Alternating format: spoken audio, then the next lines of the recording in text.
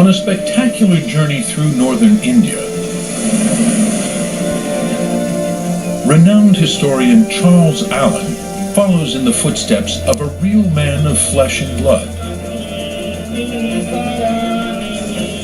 the historical Buddha, and uncovers a real-life Indiana Jones tale of buried treasure.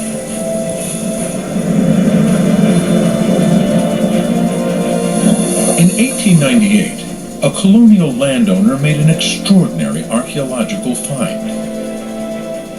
Perhaps thousands of years old. Perhaps even the tomb of the Buddha himself. Imagine finding the bones of Christ. But the find has been dogged by rumors of forgery ever since. You've been staring at this for a long time. Is this a fake?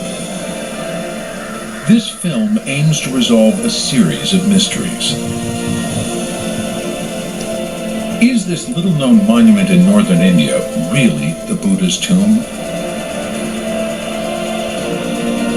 Is the find genuine? And if it is, who created it and when? For the nearly 400 million Buddhists worldwide, the stakes could not be higher.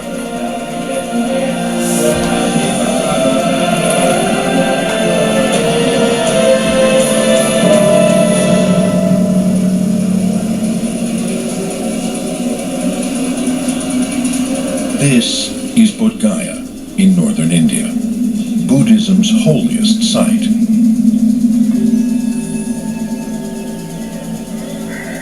Here, more than 2,400 years ago, a former prince, Sakyamuni Gautama, found enlightenment and became the awakened one, the Buddha.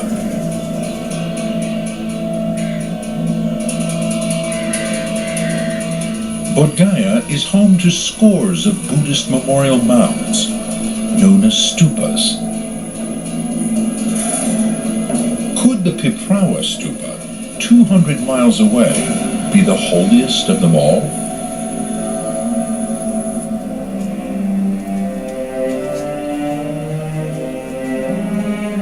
To answer that question, historian Charles Allen begins his quest.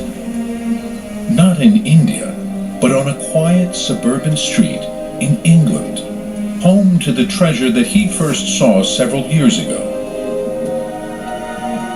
launching his fascination with this extraordinary, unresolved mystery.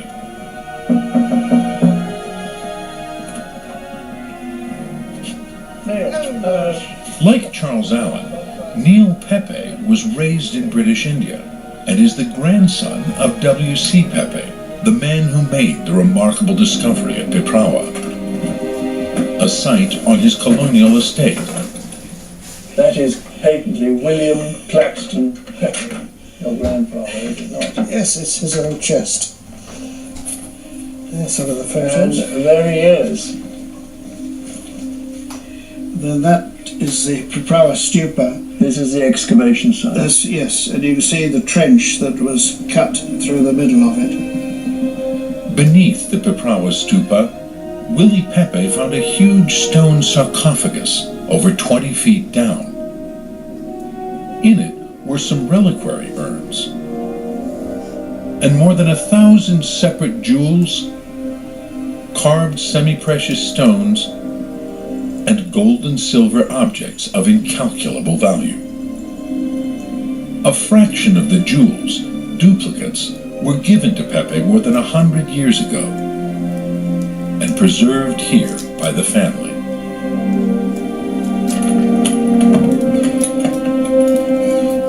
Well, I have to say, Neil, this is really what I've come here to see, which is the Piprawa treasure.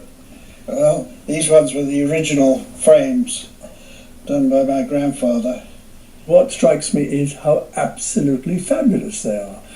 The exquisite workmanship that's displayed here. Look at all these beautiful jewels. And the other thing is, these must be thousands of years old. Yes, I think they are. But the awful thing is we don't quite know how old or why there's such an extraordinary collection.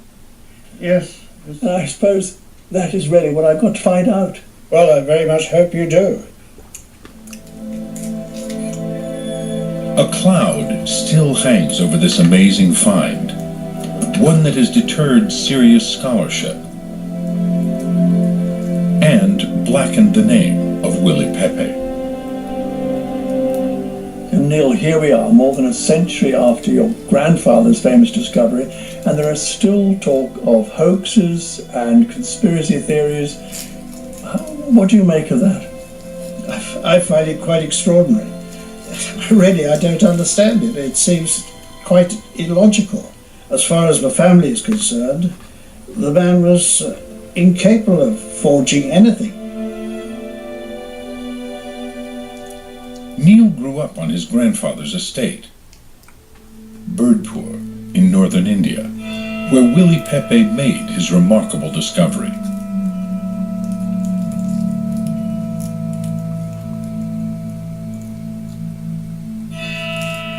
And here's Birdpur House itself, the home the family left more than 50 years ago.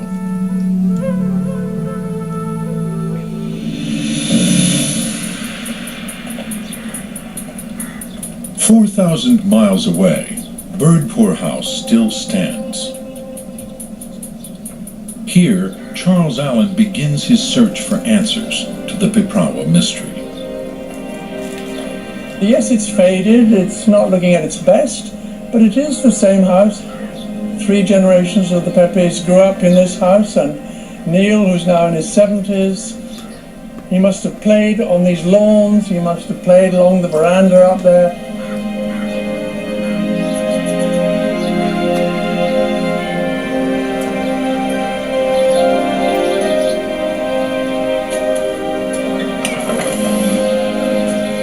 The house was first built by the Pepe family when they arrived in India in the 1840s, during the early days of Britain's Indian Empire.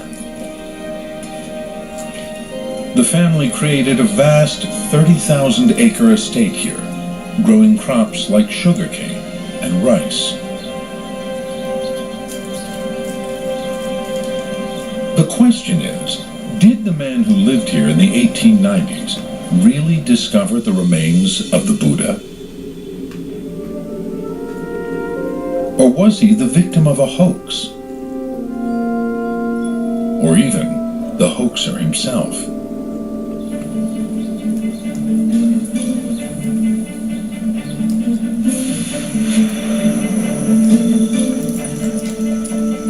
Willie Pepe, estate manager and engineer, was in his mid-40s when he turned amateur archaeologist in 1897.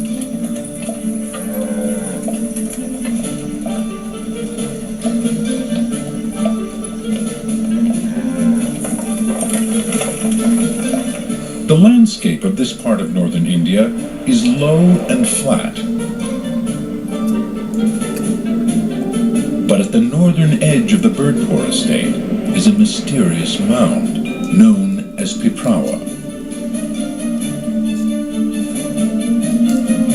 It was here that Pepe set his men digging.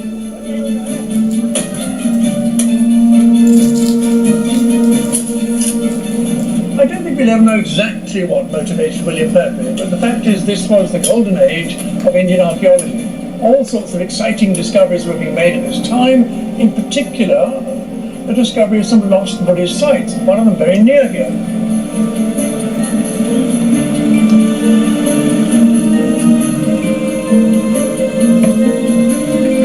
After weeks of clearing away soil at the mound, Pepe's men had exposed the top of a large brick structure.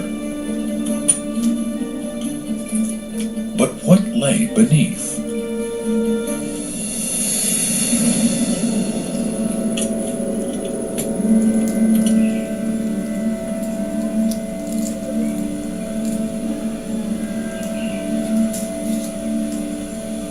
This is the Piprawa Stupa as it is today, beautifully restored.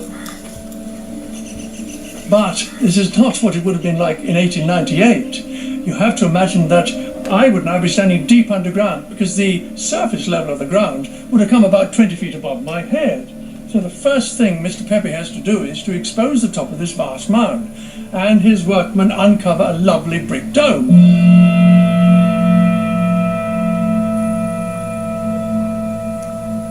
So in January 1898, the first thing they do is run a great trench right the way through the monument.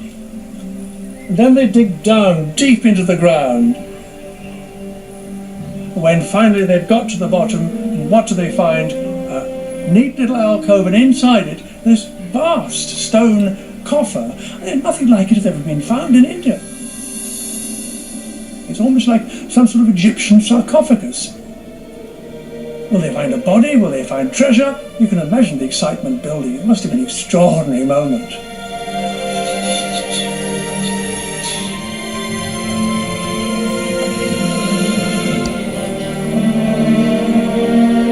On the morning of January 18th, 1898, Pepe and his men went down into the shaft. This was the moment they had been waiting for.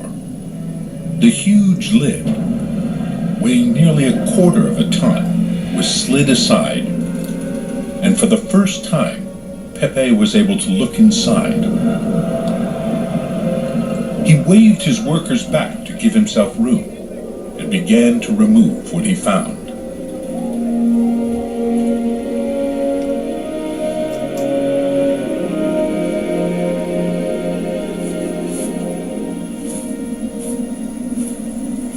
We know from family accounts that William Pepe reached down into the box and produced a water pot.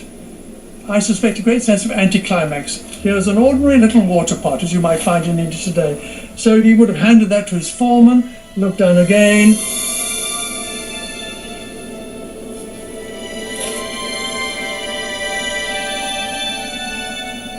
And this time he comes up with a rather beautiful stoneware object, a jar of some sort with a top. Okay, a bit more excitement perhaps. Hands it to his foreman.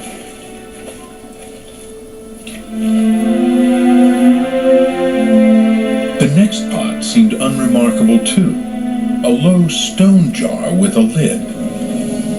This too was carefully wrapped in newspaper. But something much more remarkable was to come.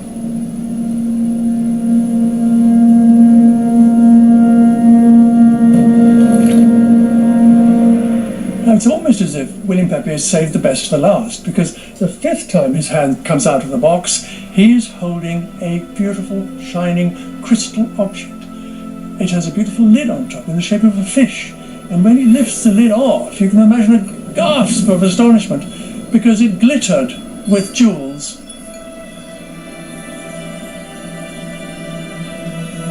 And hundreds of little flowers made of precious stones. A most thrilling sight it must have been. And there's more to come, because when they actually looked inside the stone coffer, they saw the entire floor was covered with glittering items, gold and little precious and semi-precious jewels. I mean, there were over 1,600 individual items there. A unique offering of some sort had been laid across the floor of this great coffer. A complete mystery. But what an amazing moment for the Pepe family. The discovery was unlike anything found in India before or since.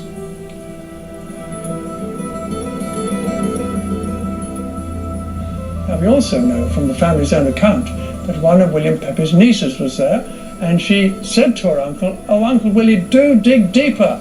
And he said, "No, that's the end of it," which, with hindsight, was a terrible mistake.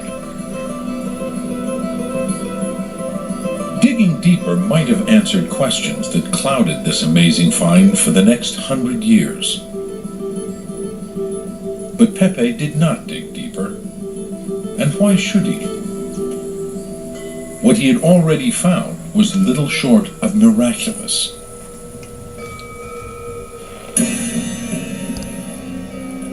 Willie was an estate manager, not an archaeologist.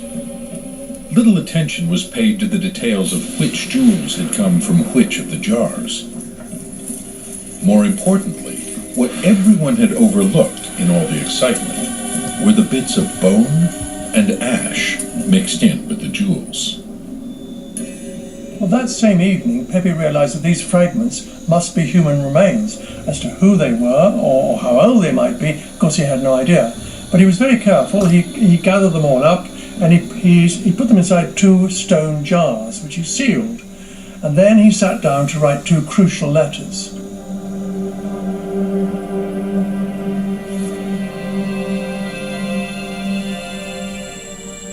Well, the first of the 2 letters went to a friend of his, Vincent Smith. He was a local district officer based in Gorakhpur, about 50 miles to the south.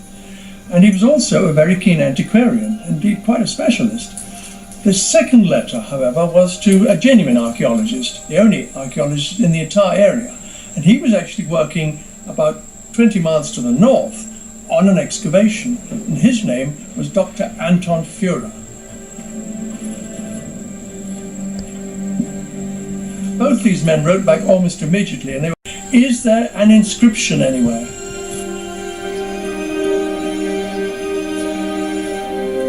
Pepe, in fact, had already found one. Around the neck of one of the reliquary jars was a line of spidery writing, consisting of 36 strange letters.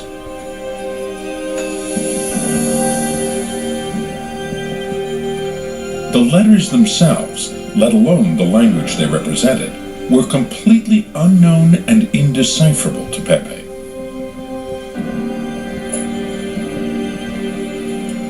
But he painstakingly copied out the mysterious inscription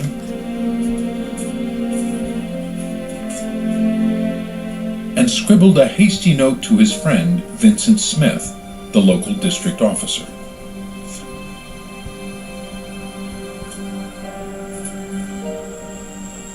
Now, quite amazingly, this little scrap of paper has survived. You can see that Willie Pepe has very carefully copied the characters on the urn. And then underneath it, you can see that Vincent Smith has given his first transcription of what it might mean. Ya Salila Nidani Burhasa. And then if you turn this little scrap of paper over, on the back you find Vincent Smith's reply. And it begins, "The relics appear to be those of the Buddha himself."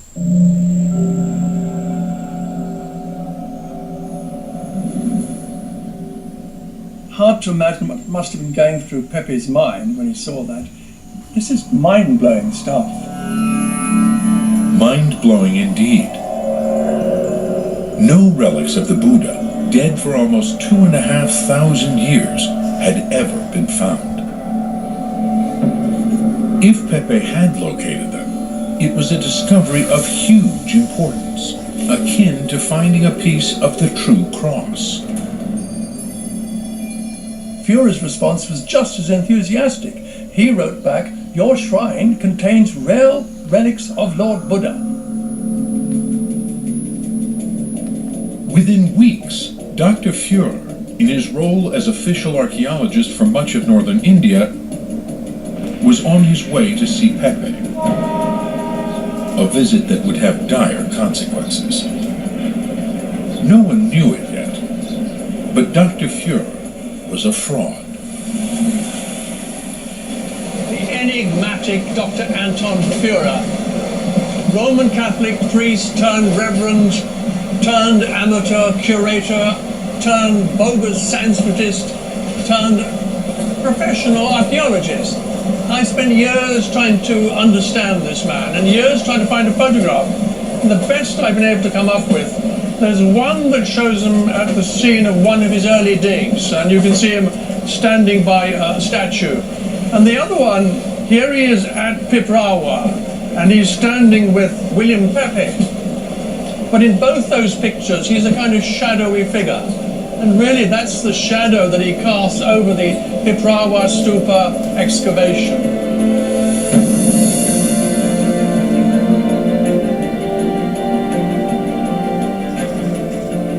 An unsuspecting Pepe met Dr. Führer at Piprawa 4 weeks or so after the find. Soon, a scandal would surround Führer. The German archaeologist had sold bogus Buddha relics, falsified numerous reports, and worst of all, had faked at least one ancient inscription. He resigned before he could be fired.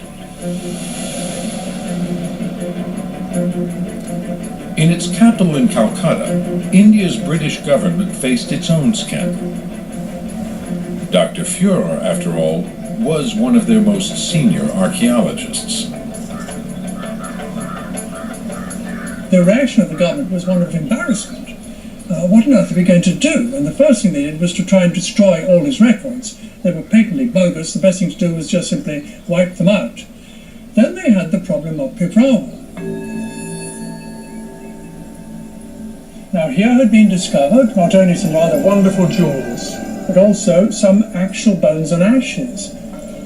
And I think the immediate response was, let's get them out of the country as fast as we can. The government saw an opportunity to kill two birds with one stone.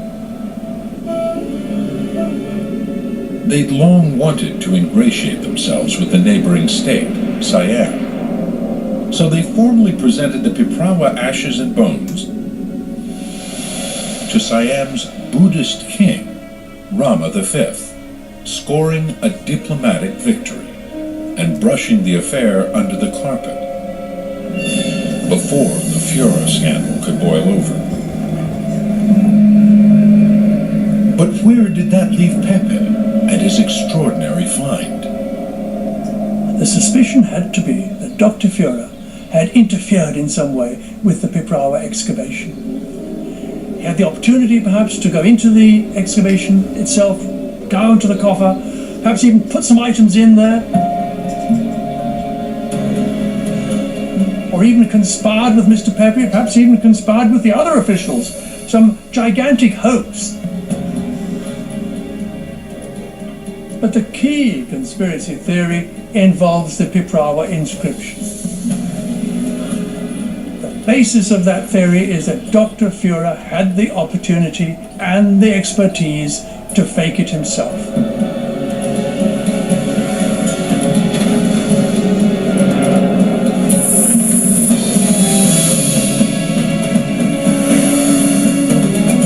Over a century later, that conspiracy theory has never been entirely disproved.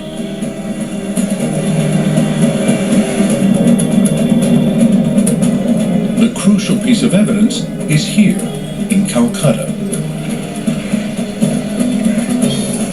Stored in the city's museum, the original inscribed Piprawa urn. Stone cannot be carbon dated, nor can the inscription. But for the right expert, there are vital clues in the text itself. Now I'm hoping that waiting for me at the museum will be Professor Harry Falk. Now he is the world's leading authority on ancient Indian languages. We've corresponded, but I've never met him, so I have no idea what's going to happen. Harry Falk is a professor at Germany's oldest Institute of Indology in Berlin. Harry! This must be you. Must be Harry. He's been studying ancient Indian languages for more than 40 years. What will his verdict be on the possible involvement of fellow German Anton Führer?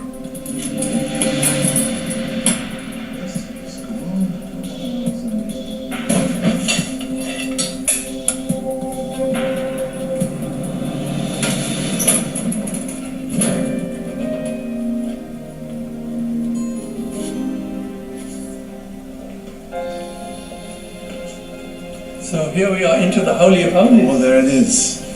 Look at this, Charles. This is wow. I've been looking at pictures of this for 6 years, Harry. What strikes me is how clear the writing is, how each character has been clearly defined.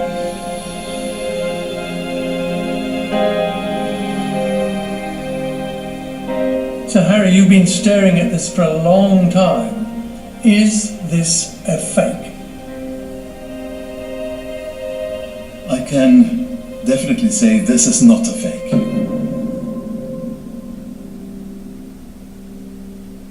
How can you say that? First, the script is absolutely authentic. The object is authentic. The language is the language of that time and that area of India. Now, the obvious perpetrator is Dr. Führer. Now, surely he could have done this. Yes, he was employed as an archaeologist, but his knowledge of Sanskrit was deficient. The text uses a vocabulary like nidhani, which is not found at any other place. Harry, that unusual word you use there, what's the significance of that? The term is nidhani, and it means container in a neutral sense. It's only found on this casket, no other place. So in other words, it'd be very unusual for Führer to have picked on this very obscure word. Yes, since Führer was a not so skilled Sanskritist, to say it mildly, he would have copied terms from other reliquaries and not coined a term on his own. Everything surpasses the capacities of Dr. Führer immensely. So it is a genuine and unique inscription. Absolutely, yes. Sukhiti bhati nam samhakinikanam saputta dalanam iyan salila nidhane buddhassa bhagavasa sakiya, and then he ran out of space and he added two letters on top of it, saying yanam. Now, for me, Harry, what does that say? This reliquary, which is the reliquary of the Buddha, the lord of the Shakya clan in the Terai. So, Harry, you're absolutely confident that this reliquary contained the remains of the Buddha? Yes, we can be absolutely confident because the text says Buddhasa salile Bhagavate. That means these are the relics of the Buddha, the Lord.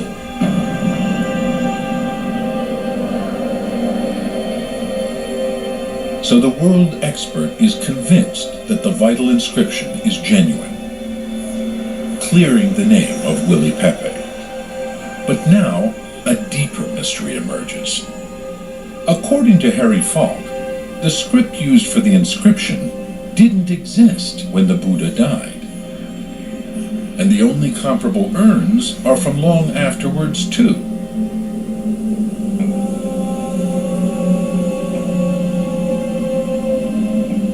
So, Harry, you are confident that this urn contained the remains of the Buddha, but it does not date from the time of the Buddha. It dates from about a century and a half, perhaps after the Buddha. Would you agree with that? This is absolutely correct, yes.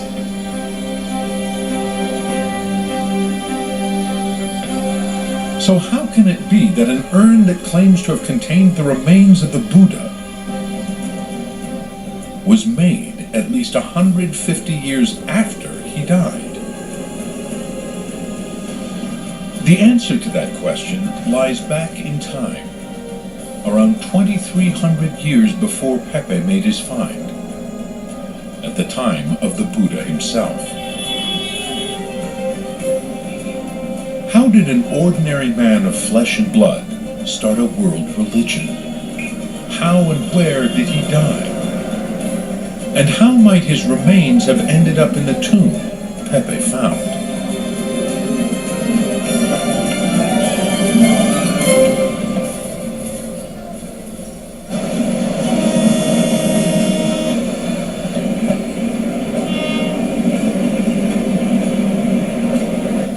These are some delightful paintings of the Buddha, the life of the Buddha, that you see depicted in Janakpuri folk art. And when you look at images like this, it's very hard to remember that this is a real person. But the fact is, the Buddha was a real person of flesh and blood. In fact, we know as much about him as we know about Jesus Christ, or indeed the Prophet Muhammad. He lived in the Gangetic Plains in the 5th century BCE. He was probably born about 500 and he probably died about 410 BCE.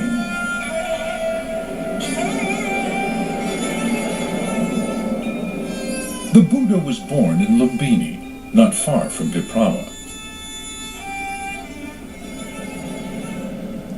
He was raised a royal prince, but in his early 30s he fled the luxury of the palace and witnessed human suffering, old age, illness, and death for the first time.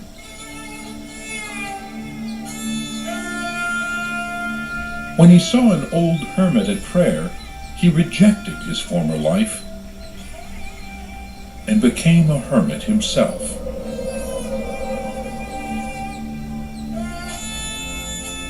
For 6 years he led a life of extreme denial, earning himself a new name, Sakyamuni, holy man of his own clan, the Sakyas.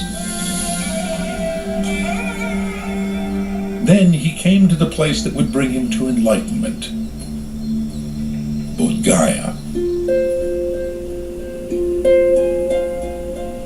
When Buddha first came here, it was nothing but trees and jungle. But over the centuries, Bodh Gaya has grown into a great holy site, as sacred as Mecca or Jerusalem.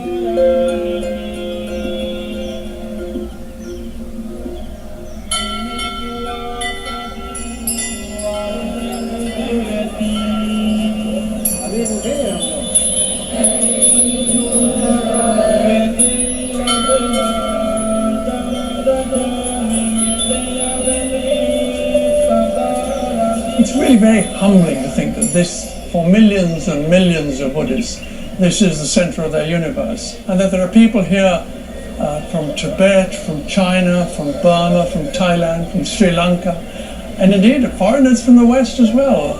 And there's a very real sense of spirituality here, which I find very, very moving. This is the epicenter of the Buddhist faith, and of course everyone knows of Bodh Gaya, but in the world of Buddhism,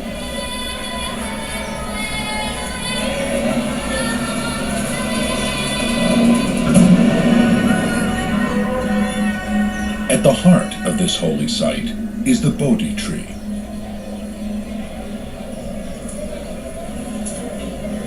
Meditating here, Buddha finally understood the causes of human suffering and attained enlightenment.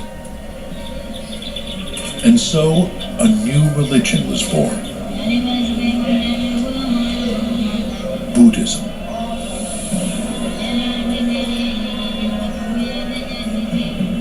In his footsteps, the pilgrims still walk, 2,500 years later.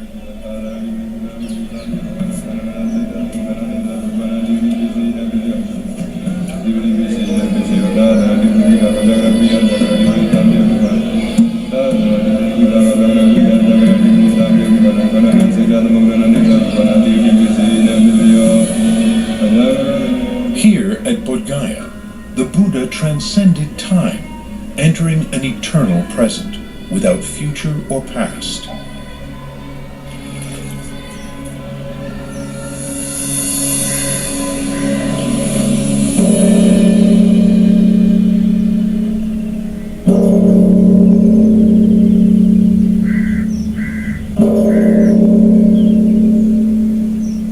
For Bhante Pyapala Chakma, a descendant of the Buddha's Sakya clan, it is this eternal present that gives Buddha his power.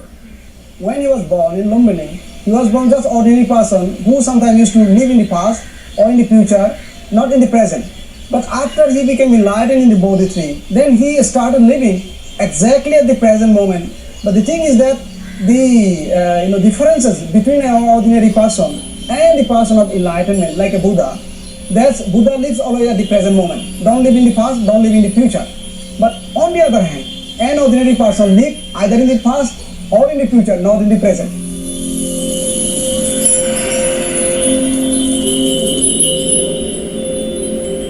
At around the age of 80, Buddha set out on his final journey, back to his homeland close to Piprawa.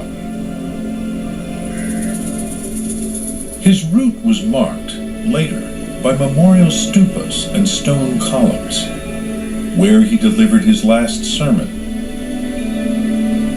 where he turned back the crowds and continued with just his close disciples. 60 miles short of Lumbini, at Kushinagar, he lay down between two trees that suddenly flowered out of season, and he died.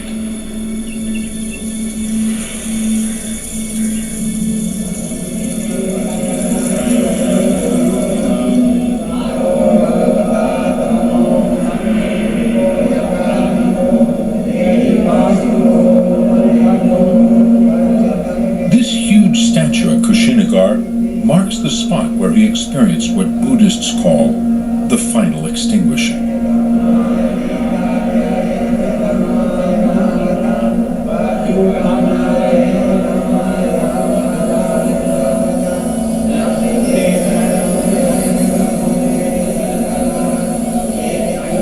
But it's what happened after his death that provides the vital clues to locate Buddha's true burial place.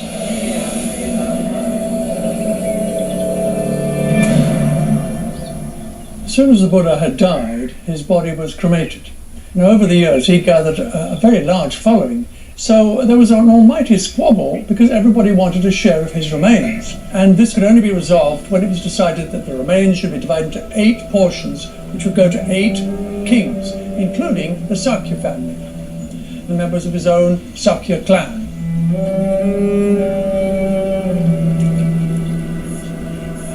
The inscription states that the Piprawa urn contained this precious Sakya family portion.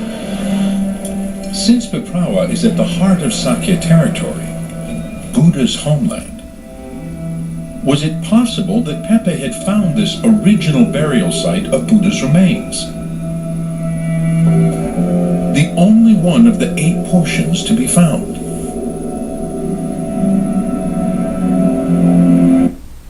Perhaps. But that original burial would have been simple. The bones and ashes laid in the ground with flowers, buried under a mound of earth, nothing like the tomb that Pepe had discovered.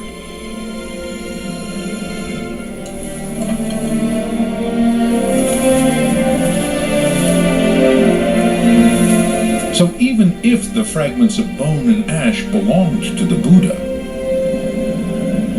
the elaborate tomb must have been created later by someone else.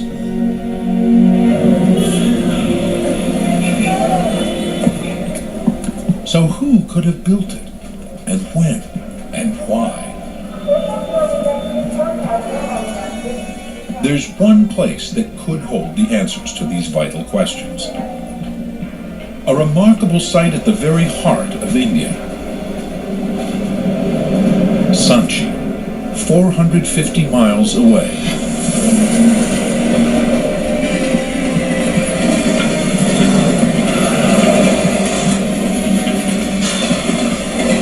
There it is. Very striking. We're sweeping into Sanchi Hill, and there it rises out of the plain. And right on the top is the great stupa with its magnificent carvings, one of the wonders of the world.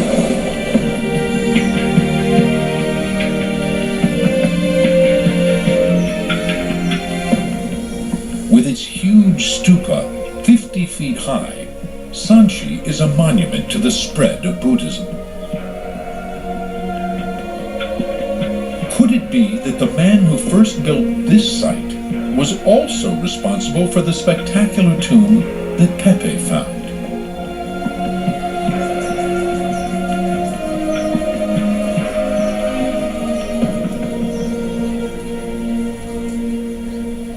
The carving here is monumental. It's a miracle, you might say, that it survived 2,000 years plus.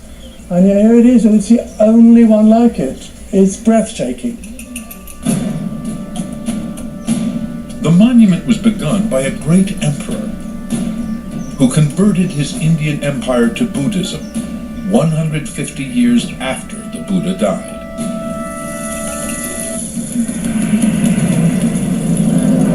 His name was Ashoka, and his conversion marked a dramatic personal transformation.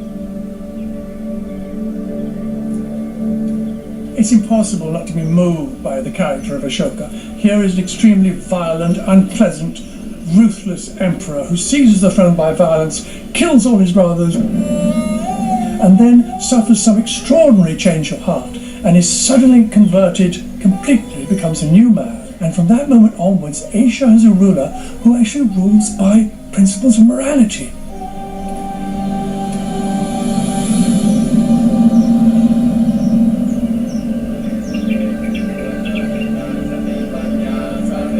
He is the one who changes this minor cult into what is initially a national religion and then a world religion.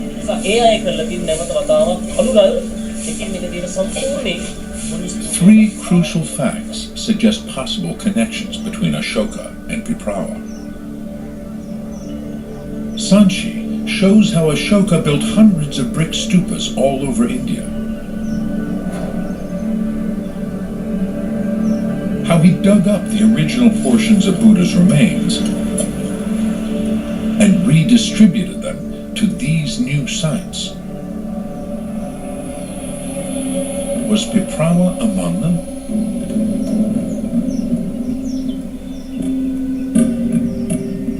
A clue may be found in one of India's earliest languages. Ashoka used a form of Sanskrit to create written edicts, first on rocks, and later on a series of huge sandstone pillars. They were written in script called Brahmi.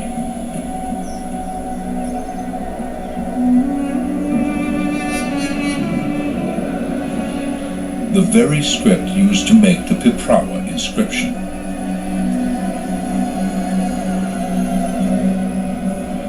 That inscription, according to Harry Falk, was made around 150 years after Buddha died, exactly when Ashoka reigned.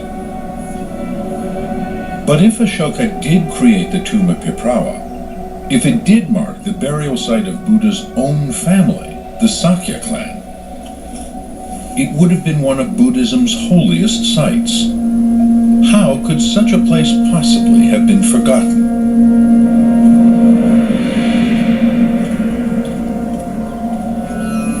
The answer to that question lies in what happened to Buddhism after Ashoka died. Ashoka wanted to transform his kingdom into a Buddhist country, and in a sense that was a step too far.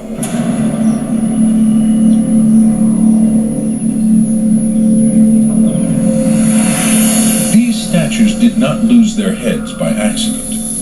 Buddhism challenged the authority of India's Hindu priests, who saw it as a heresy to be suppressed. And what the Hindu priests started, Muslim invaders completed.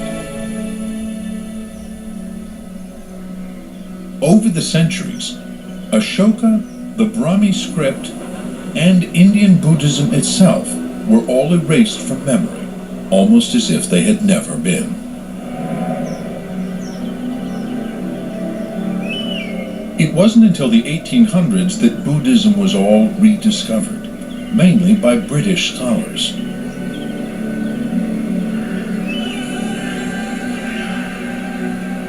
Brahmi was deciphered. Ashoka was identified. So were places like the Sanchi Monument. And Piprawa, among the last sites to be found, was unearthed by Willie Pepe in 1898. All the evidence seems to point toward Ashoka as the man who created this remarkable tomb. For world expert Harry Falk, the huge sarcophagus is the clincher. So this is 132, a little less. The dimensions of the chest seem to fit the typical measurements of Ashokan artwork. The looks, the feel, everything smacks of Ashokan perfectionism. Harry Falk is convinced that the sarcophagus is made of sandstone from the same quarry Ashoka used for his pillars. and that it may even have been made at the same time as the nearby pillar at Lumbini.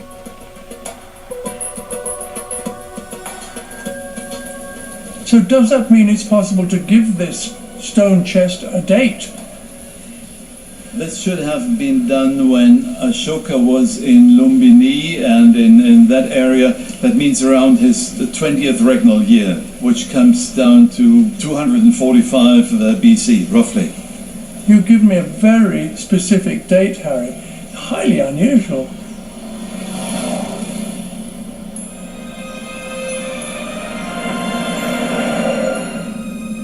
Such a precise date is a breakthrough, but vital questions remain.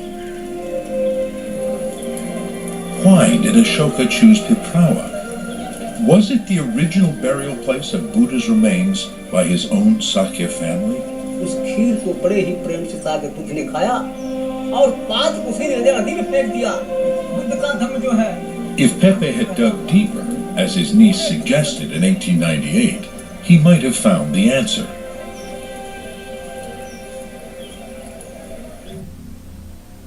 But many years later, someone else did. It was 1971. The excavator this time was not a British colonial, but a young Indian archaeologist, K.S. Srivastava. His daughter Mridula recalls how it all began. Actually, when my father started excavation in 1971, we just asked him, with what intentions you are doing this? He said that I want to do something which no one has done, something which will stand in my name.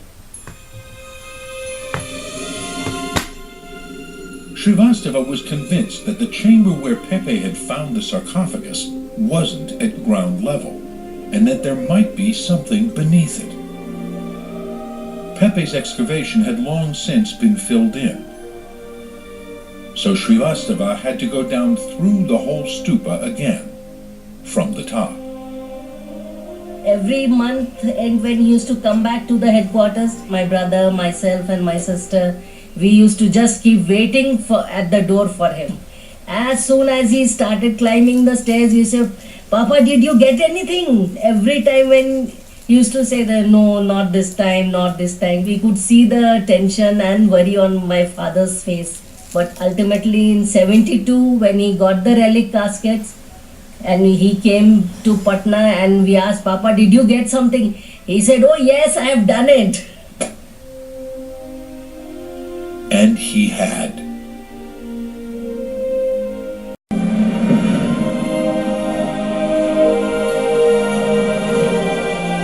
Two small chambers, each with a soapstone casket and some broken redware.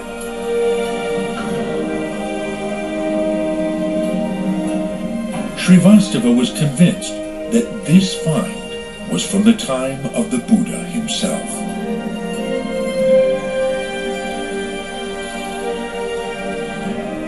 For Charles Allen, it's the final piece of the jigsaw puzzle, suggesting that this lower site was the original Sakya burial place, and that Buddha's ashes were moved from here to the elaborate new tomb above, just as the inscription said.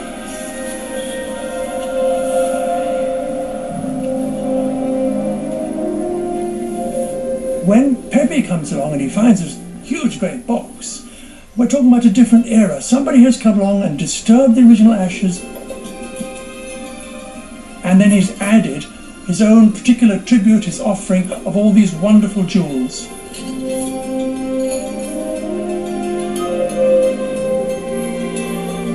And we know that that person is almost certainly Ashoka, because this great box was Ashokan. The writing almost certainly added to that inscription is from the time of Ashoka. I can't tell you how relieved I feel, because when I set out on this journey, I had no idea if we'd come up with real answers, but we have. I'm pretty excited by it, frankly.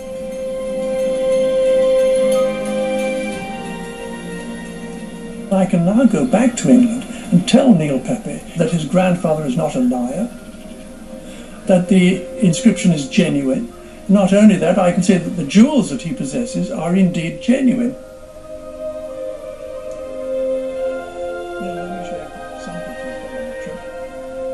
I can hardly believe it. It's a fantastic ending. But Charles Allen has done far more than clear the name of one man.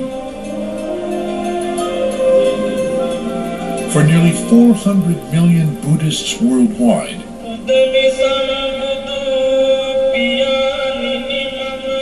he has confirmed that Piprawa is, in all likelihood, the very place where the Sakyas buried their holy clansmen.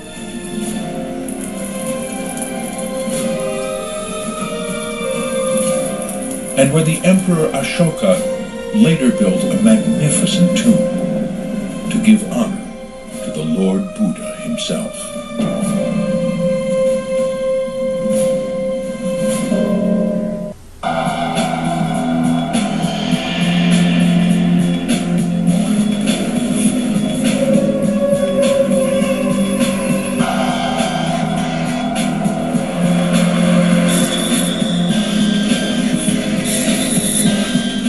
The Secrets of the Dead investigation continues online. For more in-depth analysis and streaming video of this and other episodes, visit pbs.org. This Secrets of the Dead episode is available on DVD for $24.99 plus shipping. To order, call 1-800-336-1917.